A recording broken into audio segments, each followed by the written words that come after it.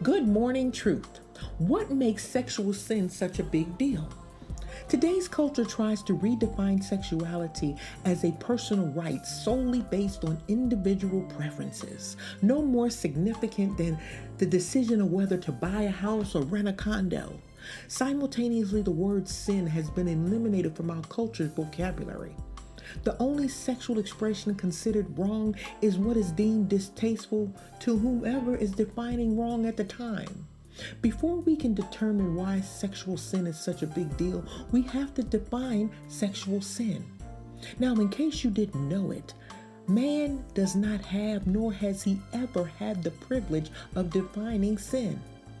The one who created sexuality has the right to set the boundaries for it. God created a sexual union as a gift to a husband and a wife, calling the two to become one flesh, making sexual activity outside of a husband-wife relationship a violation of his gift.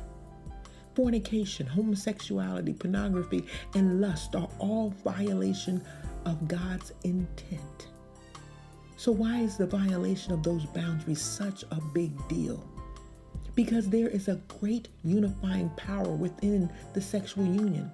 God designed it to involve not just our bodies, but our hearts and our lives. Sex was designed to consummate the lifetime bond between a man and a woman. God was so meticulous in his design of the male and the female body, creating them so differently so that they could come together in an act of physical intimacy that joins them together for life. The powerful force is so masterful in its creation that it has the ability to bring forth life.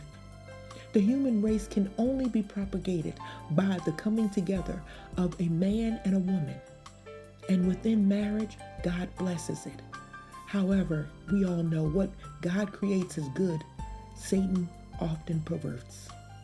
When we use sexuality for entertainment or just to satisfy lust, we cheapen the beauty of this powerful gift and we defy the one who designed it. It is due to sexual disobedience that the world experiences a staggering rate of abortions, perversion, child molestation, addiction, and sexual exploitation. God created boundaries for our good so that we could enjoy his gifts as it was designed to be enjoyed. I am sure most of you will agree that there is just something so electric about sex.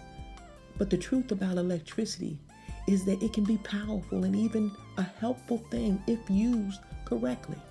However, if misused or abused, electricity can prove to be deadly.